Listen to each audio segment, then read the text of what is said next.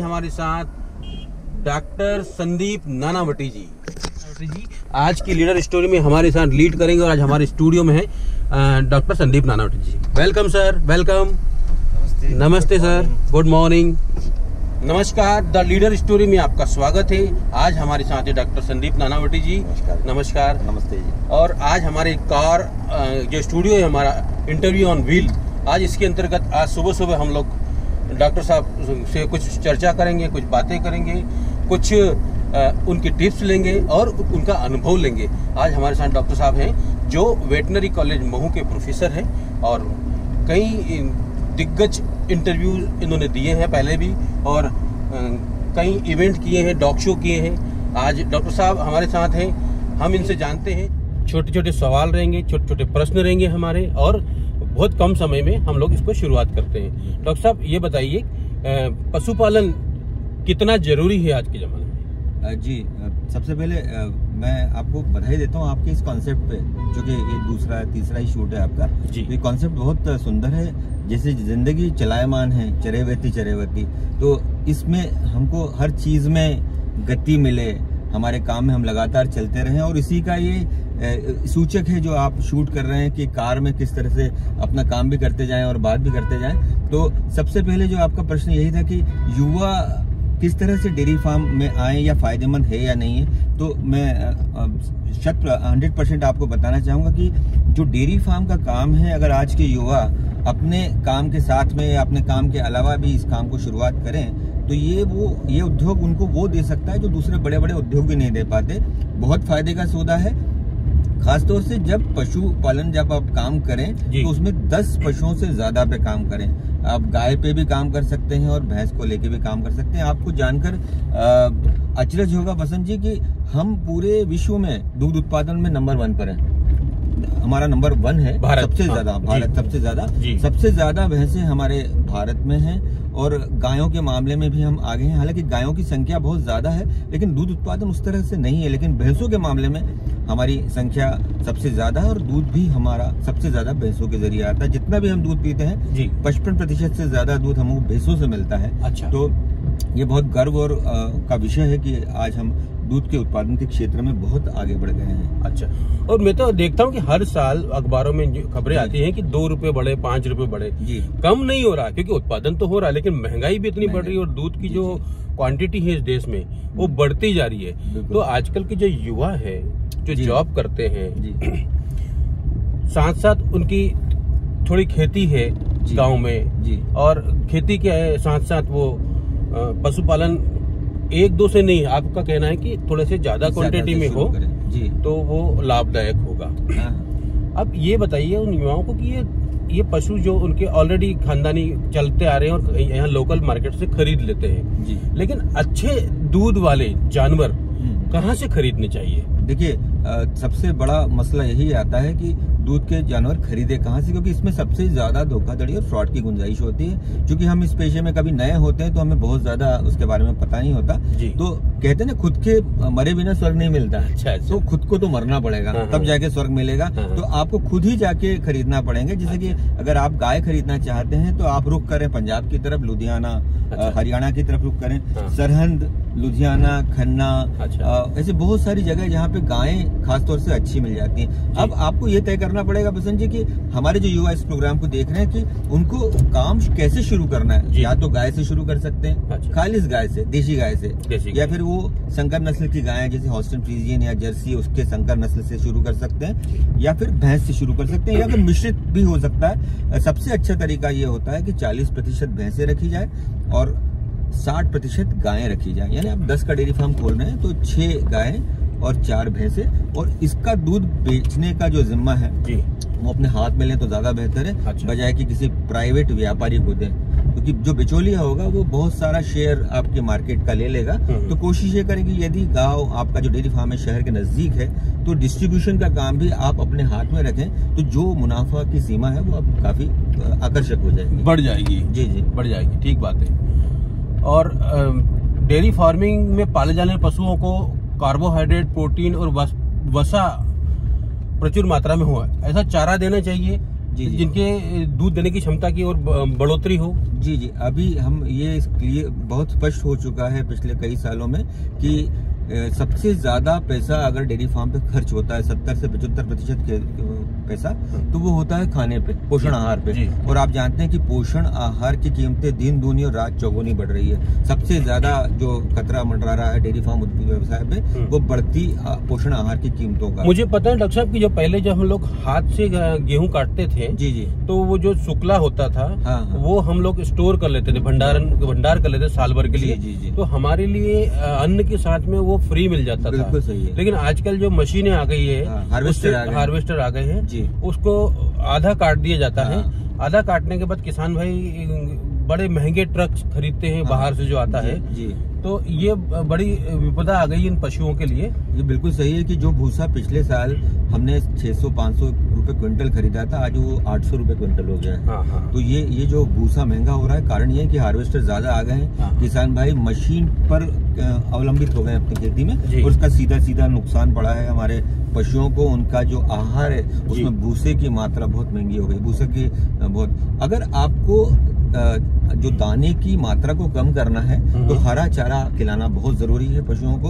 हरा चारा, सूखा भूसा और दाना, ये 3 तरह की चीजें हैं जो पोषण आहार में मिलती है। तो जो युवा भाई डेयरी फार्म करना चाहते हैं और इस प्रोग्राम को देख रहे हैं, उनसे मैं यही कहूंगा कि आप कम से कम डेयरी फार्म की जब भी कल्पना करें तो कम से कम 2 बीघा की खेती हो, तो ही आप काम शुरू करें। छोटे से टुकड़े पे अगर आप शुरू कर पाएंगे तो हरा चारा बाजार से खरीदना पड़ेगा। और कहते हैं कि खरीदा हुआ पानी और खरीदा हुआ हरा चारा, इससे कभी भी डेयरी फार्म फायदेमंद नहीं होता है। तो कोशिश करें कि खुद ही चारा उगाएं, और अगर चारा देंगे, हरा चारा देंगे, तो कॉन्सेंट्रेट की जो कॉस्ट है, जो दाने की वो है कीमत है, वो बहुत कम हो जाएगी। अच्छा, क्या क्योंकि पशु महंगे आते हैं जी, उनकी कीमत भी काफी बढ़ गई है। तो इसमें बैंक का कितना सहयोग रहता है सर?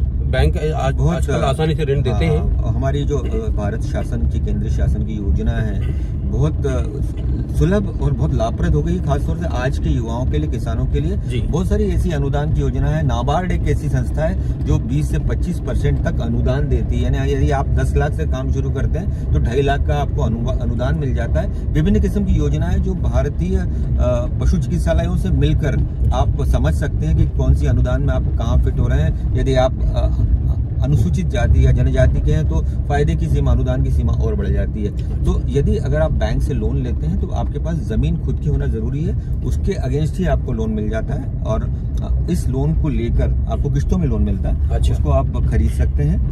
अगर आप समझ लीजिए गिर गायों से, जैसे आप बसंत जी आप जानते हैं कि गिर गायों का बड़ा आजकल प्रचलन चल रहा है। अच्छा। गिर गायों का दूध बहुत 80 रुपए लीटर बिक रहा है। घी की बात करें तो 2000 रुपए किलो घी बिक रहा है। तो कुछ हमारे किसान भाई ऐसे होते हैं जो सिर्फ गिर को लेके काम करना चाहते हैं, और ये भी बहुत अच्छा प्रकल्प है। इस प्रोजेक्ट को अगर काम किया जाए तो फायदेमंद है। गाय के घी का तो बड़ा महत्व, और गाय के घी के लिए सब लोग प्रिस्क्राइब करते हैं कि आपको गाय का घी खाना चाहिए। जी जी। तो दूध उत्पादन के साथ पनीर उद्योग, घी उद्योग, ये तो आपको साथ साथ फायदेमंद बिल्कुल रहेगा ही। हाँ। अच्छा डॉक्टर साहब, हमारा नेक्स्ट जो क्वेश्चन है जी, जो उनके बछिया या बछड़ा होते हैं जी, उनको भी बजाय काटने के, बेचने के, उनको भी बढ़ावा देके उनसे भी तो कहीं पैसा कमाया जा सकता है, बड़ा जो बड़ा करके। जी जी जी, ये देखिए अपन एक डेयरी फार्म से 3 तरीके से पैसे कमा सकते हैं। पहली बात तो सीधा फायदा कि दूध बेच के कर सकते हैं जी, दूध के उत्पाद बेच के कर सकते हैं। अच्छा। पहला फायदा तो दूध का।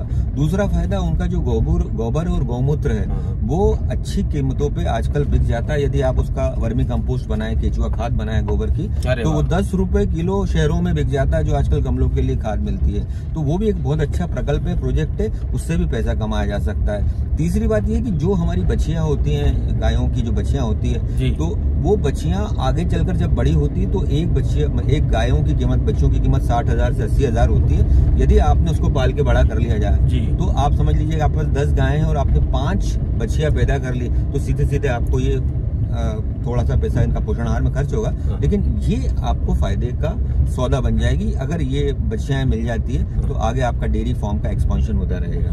मित्रों, जरूरी नहीं कि एक छोटे से नौकरी पर ही आप डिपेंड रहे, आत्मनिर्भर बनना है तो ये सारी चीजें करना पड़ेगी। ये आपके घर का खुद का ATM है। आप इस प्रकार की मेहनत करें, इन बच्चियों को, इन नस्लों को बड़ा करें और जिस टाइम भी आपको जरूरत पड़े उस टाइम आपकी आर्थिक पूर्ति हो सकती है। तो डॉक्टर साहब, अब जो हमारा नेक्स्ट क्वेश्चन है जी, उनके शेड हो गया, आपने पशु खरीद लिए, शेड हो गया, सब कुछ रनिंग हो गई, लेकिन चूंकि आप डॉक्टर साहब हैं और पशुओं के डॉक्टर, तो रोग और निदान के बारे में जरूर बताइएगा। जी। रोग जैसे इंसानों को रोग होते हैं वैसे पशुओं को भी रोग होते हैं, और सबसे बड़ा अचूक ब्रह्मवाक्य ये है कि यदि सुरक्षा ही कर ली जाए तो इलाज की क्यों बात चले। तो सुरक्षा हर समय बेहतर है ट्रीटमेंट से। तो सुरक्षा के लिए सबसे बढ़िया तरीका है कि बारिश आने के पहले हमको 2 टीके लगवाना जरूरी है, जैसे गलघोटू और एकटंगिया। ये बीमारी बहुत कॉमन है और ये सरकारी अस्पतालों से ये टीके नाम मात्र शुल्क पे लगाए जाते हैं। अच्छा। और एक और बीमारी होती है, खुरपका मुंहपका का नाम है, और हमारे मालवा में उसको कुरसाड़ा के नाम से जानते हैं। अच्छा। तो ये इसमें खुरों में घाव हो जाते हैं और मुंह से लार आती है लगातार। इन तमाम बीमारियों से बचने के लिए टीके आजकल उपलब्ध हैं, बाजार में मिलते हैं। तो सबसे पहले टीकाकरण बहुत प्रभावी होना चाहिए। साल में आपको एक बार बारिश आने के पहले टीका लगाना ही लगाना है, तो कई बीमारियों से बचे जाएंगे। दूसरा, पेट की कीड़ों की दवा देना। अच्छा। हमारे जंगल में जाते हैं पशु या इधर उधर घूमते हैं तो पेट में कीड़े आना स्वाभाविक है। पोखरों में से पानी पी लेते हैं, छोटे छोटे तालाबों से, तो आपको हर 6 माह में कम से कम एक बार पेट के क्रमिक संक्रमण को रोकने के लिए दवाई देना बहुत जरूरी है। ठीक बात है। तीसरी बात यह कि अगर कुछ ऐसे रोग हो जाते हैं जिसका आपको प्राथमिक चिकित्सा मालूम है घर पे, अच्छा, तो कर दीजिए। अन्यथा बहुत ज्यादा भरोसे मत बैठिए अपने प्राथमिक चिकित्सा के। आपके पास यदि डॉक्टर है, नजदीक है, तो निश्चित रूप से उसकी सलाह लीजिए, क्योंकि पशु अमुक है, बोलता नहीं है, तो उसके एक्सप्रेशन आपको समझ में नहीं आते। आप अपने अंदाज से ट्रीटमेंट करते जाएंगे तो गड़बड़ हो जाएगी। इसलिए जरूरी है कि पशु चिकित्सक निष्णात हो, उससे आप संपर्क करें और इलाज की शुरुआत कर दें। ये तो सारी बातें हो गई जी जो रही है। अब हमारा एक क्वेश्चन था कि ये जो दूध उत्पादक हैं, उत्पादन वाले हैं जी, वो पशु जब दूध नहीं रहता उसको इंजेक्शन लगा दिया जाता है। हाँ। वो कितना घातक है आम जीवन में, आम लोगों के ऊपर? ये बहुत, हम 10 सालों से ये समस्या झेल रहे हैं। और हमारे भैंस पाल, खासतौर से ये प्रॉब्लम आती है भैंस में। भैंस में क्या होता है कि भैंस में मातृत्व क्षमता का बहुत ज्यादा होता है। अच्छा। तो जैसे ही घर उनका पाड़ा आया, शिशु आया और कभी उसकी डेथ हो गई, तो भैंस में ऐसा होता है कि जब तक पाड़ा पाड़ी होता है तो ही वो दूध देती है, बिना पाड़े के, बिना शिशु के वो दूध देना बंद कर देती है। और ऐसे स्थिति में हमारे पशुपालक इंजेक्शनों का सहारा लेते हैं, क्योंकि ये त्वरित प्रभाव करता है। ऑक्सीटोसिन का इंजेक्शन जगह जगह मिल जाता है, अब थोड़ा सा मुश्किल हुआ है मिलना। उसको इंजेक्शन लगा के तुरंत दूध आपके तपेले में आ जाता है, आपके बर्तन में आ जाता है। लेकिन ये इंजेक्शन पशु के शरीर के लिए घातक हो सकता है, क्योंकि कोई भी इंजेक्शन आप हार्मोन्स लगा रहे हैं वो हर समय क्वेश्चनेबल है, उस पर प्रश्न लगातार बने रहते हैं। कई तरह की शारीरिक प्रक्रियाओं से गुजरता है शरीर इंजेक्शन के बाद, और बहुत सारी समस्याएं, प्रजनन में समस्याएं आ सकती है। हालांकि ये तय हो चुका है कि जो इंजेक्शन अपन लगाते हैं इसका हाफ लाइफ पीरियड इतना शॉर्ट होता है कि उसका असर जब दूध में आते आते नहीं के बराबर होता है। तो ऐसी कोई कंज्यूमर्स को बहुत घबराने की बात नहीं, लेकिन जो चीज गलत है, प्रकृति के खिलाफ है, वो तो खिलाफ है ही, उसका उपयोग नहीं किया जाना चाहिए। नहीं, बहुत अच्छे क्वेश्चन थे डॉक्टर साहब आज आपसे, और हम आगे भी चर्चा करते रहेंगे इस प्रकार की अलग अलग विषयों पर। तो डॉक्टर साहब, आज सारी बातें हो गई, एक थोड़ा सा निष्कर्ष बता दीजिए इसका, कि जो आज क्या हमारा जो इंटरव्यू था युवाओं के लिए, कि वो आत्मनिर्भर बने, और उस आत्मनिर्भरता में आपका कितना सहयोग रहेगा, आपकी जो बातों का वजन है, आपकी जो अनुभव का वजन है, उसके बारे में 2 शब्द हमारे इन किसान भाइयों की जो नई पीढ़ी है। किसान भाइयों ने तो अपना जीवन जी लिया, अब जो नई पीढ़ी है वो भ्रमित है कि हम करें तो करें क्या, जमीन बेच के घर चलाएं, या पशुपालन करें, या आत्मनिर्भर बने अपने क्षेत्रों में। तो उसके लिए 2 शब्द आप बताइए थोड़ा सा। बस यही युवाओं को संदेश है कि यदि आपके पास जमीन है, और अगर खेती की जमीन है आप, और अगर ये काम करना चाहते हैं, तो निसंकोच निसंदेह इस पेशे में आप प्रविष्ट हो जाएं, और इसमें कोई भी किंतु परंतु नहीं है। इसमें आपको निश्चित रूप से फायदा होगा। सवाल इस बात से कि समर्पण हो, सामर्थ्य हो, समर्पण हो और स्वावलंबन हो, तो तरीके से इस बिजनेस को चलाया जा सकता है और ये फायदे का सौदा बन सकता है। तो आज की लीडर स्टोरी में हमारे साथ थे डॉक्टर संदीप नानावटी जी, और बने रहिए नेक्स्ट एपिसोड के लिए। धन्यवाद हमारे दर्शकों को। नमस्कार। सारी जगह जहाँ पे गायें खासतौर से अच्छी मिल जाती हैं। अब आपको ये तय करना पड़ेगा बसंत जी कि हमारे जो युवा इस प्रोग्राम को देख रहे हैं कि उनको काम कैसे शुरू करना है। या तो गाय से शुरू कर सकते हैं, खालिस गाय से, देशी गाय से, या फिर वो संकर नस्ल की गाय जैसे हॉस्टन फ्रीजियन या जर्सी उसके संकर नस्ल से शुरू कर सकते हैं, या फिर भैंस से शुरू कर सकते हैं, या फिर मिश्रित भी हो सकता है। सबसे अच्छा तरीका ये होता है कि 40% भैंसें रखी जाए और 60% गायें रखी जाए। यानी आप 10 का डेयरी फार्म खोल रहे हैं तो 6 गायें और 4 भैंसे, और इसका दूध बेचने का जो जिम्मा है वो अपने हाथ में लें तो ज्यादा बेहतर है, बजाय कि किसी प्राइवेट व्यापारी को दें, क्योंकि जो बिचौलिया होगा वो बहुत सारा शेयर आपके मार्केट का ले लेगा। तो कोशिश ये करें कि यदि गांव आपका जो डेयरी फार्म है शहर के नजदीक है तो डिस्ट्रीब्यूशन का काम भी आप अपने हाथ में रखें, तो जो मुनाफा की सीमा है वो अब काफी आकर्षक हो जाएगी, बढ़ जाएगी। जी बढ़ जाएगी, ठीक बात है। और डेयरी फार्मिंग में पाले जाने वाले पशुओं को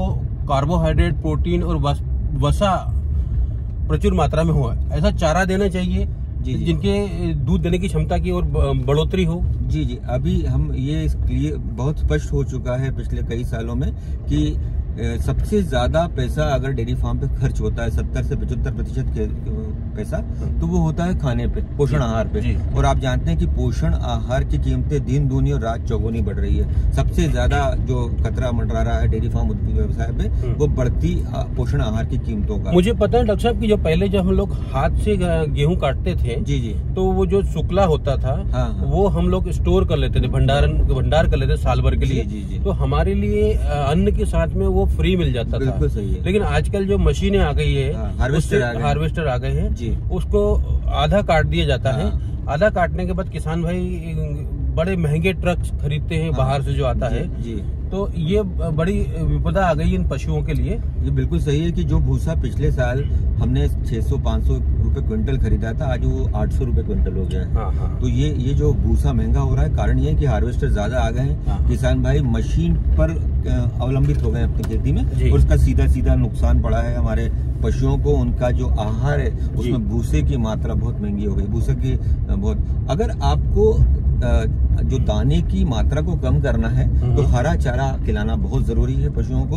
हरा चारा, सूखा भूसा और दाना, ये 3 तरह की चीजें हैं जो पोषण आहार में मिलती है। तो जो युवा भाई डेयरी फार्म करना चाहते हैं और इस प्रोग्राम को देख रहे हैं, उनसे मैं यही कहूंगा कि आप कम से कम डेयरी फार्म की जब भी कल्पना करें तो कम से कम 2 बीघा की खेती हो तो ही आप काम शुरू करें। छोटे से टुकड़े पे अगर आप शुरू कर पाएंगे तो हरा चारा बाजार से खरीदना पड़ेगा। और कहते हैं कि खरीदा हुआ पानी और खरीदा हुआ हरा चारा, इससे कभी भी डेयरी फार्म फायदेमंद नहीं होता है। तो कोशिश करें कि खुद ही चारा उगाएं, और अगर चारा देंगे, हरा चारा देंगे, तो कॉन्सेंट्रेट की जो कॉस्ट है, जो दाने की वो है कीमत है, वो बहुत कम हो जाएगी। अच्छा, क्या चूंकि पशु महंगे आते हैं, उनकी कीमत भी काफी बढ़ गई है, तो इसमें बैंक का कितना सहयोग रहता है सर? बैंक आजकल आसानी से ऋण देते हैं। हमारी जो भारत शासन की, केंद्र शासन की योजना है, बहुत सुलभ और बहुत लाभप्रद हो गई, खासतौर से आज के युवाओं के लिए, किसानों के लिए। बहुत सारी ऐसी अनुदान की योजना है। नाबार्ड एक ऐसी संस्था है जो 20 से 25% तक अनुदान देती है। यानी यदि आप 10 लाख से काम शुरू करते हैं तो 2.5 लाख का आपको अनुदान मिल जाता है। विभिन्न किस्म की योजनाएं जो भारतीय पशु चिकित्सालयों से मिलकर आप समझ सकते हैं कि कौन सी अनुदान में आप कहाँ फिट हो रहे हैं। यदि आप अनुसूचित जाति या जनजाति के हैं तो फायदे की सीमा, अनुदान की सीमा और बढ़ जाती है। तो यदि अगर आप बैंक से लोन लेते हैं तो आपके पास जमीन खुद की होना जरूरी है, उसके अगेंस्ट ही आपको लोन मिल जाता है। और इस लोन को लेकर आपको किस्तों में लोन मिलता है, उसको आप खरीद सकते हैं।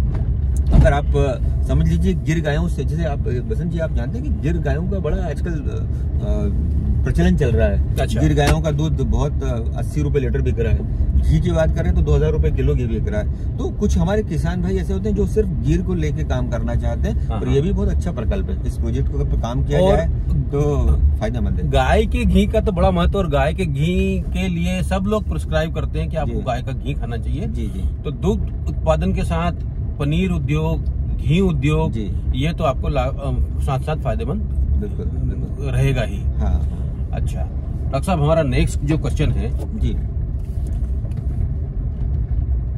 जो उनके बछिया या बछड़ा होते हैं, उनको भी बजाय काटने के, बेचने के, उनको भी बढ़ावा देके उनसे भी तो कहीं पैसा कमाया जा सकता है, बड़ा हाँ, जब बड़ा करके। जी जी जी, ये देखिए अपन एक डेयरी फार्म से 3 तरीके से पैसे कमा सकते हैं।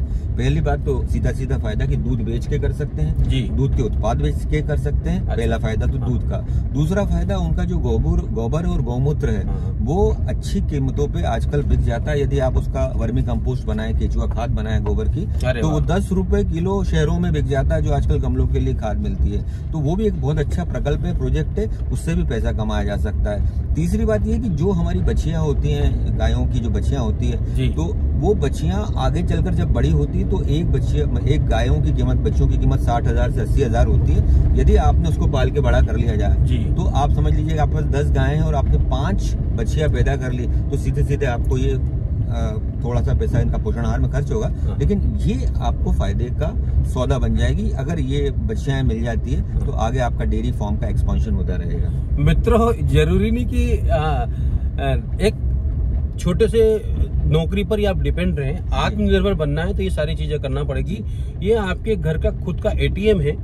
आप इस प्रकार की मेहनत करें, इन बच्चियों को, इन नस्लों को बड़ा करें, और जिस टाइम भी आपको जरूरत पड़े उस टाइम आपकी आर्थिक पूर्ति हो सकती है। तो डॉक्टर साहब, अब जो हमारा नेक्स्ट क्वेश्चन है जी, उनके शेड हो गया, आपने पशु खरीद लिए, शेड हो गया, सब कुछ रनिंग हो गई, लेकिन चूंकि आप डॉक्टर साहब हैं और पशुओं के डॉक्टर, तो रोग और निदान के बारे में जरूर बताइएगा। जी जी, रोग जैसे इंसानों को रोग होते हैं वैसे पशुओं को भी रोग होते हैं, और सबसे बड़ा अचूक ब्रह्मवाक्य ये है कि यदि सुरक्षा ही कर ली जाए तो इलाज की क्यों बात चले। तो सुरक्षा हर समय बेहतर है ट्रीटमेंट से। तो सुरक्षा के लिए सबसे बढ़िया तरीका है कि बारिश आने के पहले हमको 2 टीके लगवाना जरूरी है, जैसे गलघोटू और एक टंगिया।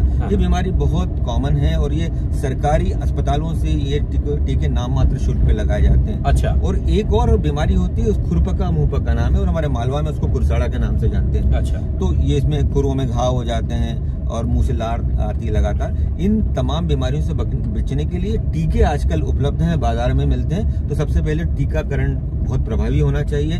साल में आपको एक बार बारिश आने के पहले टीका लगाना ही लगाना है, तो कई बीमारियों से बचे जाएंगे। दूसरा, पेट की कीड़ों की दवा देना। अच्छा। जब हमारे जंगल में जाते हैं पशु या इधर उधर घूमते हैं तो पेट में कीड़े आना स्वाभाविक है।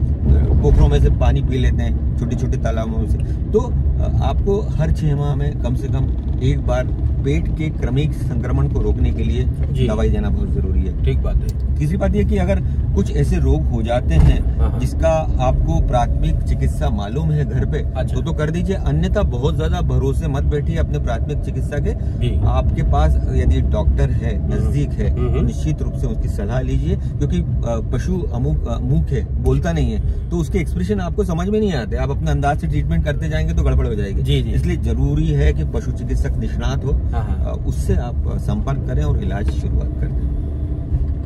ये तो सारी बातें हो गई जो रही है। अब हमारा एक क्वेश्चन था कि ये जो दूध उत्पादक है, उत्पादन वाले हैं जी, वो पशु जब दूध नहीं देता उसको इंजेक्शन लगा दिया जाता है। वो कितना घातक है आम जीवन में, आम लोगों के ऊपर? ये बहुत, हम 10 सालों से ये समस्या झेल रहे हैं। और हमारे भैंस पालक, खासतौर से ये प्रॉब्लम आती है भैंस में।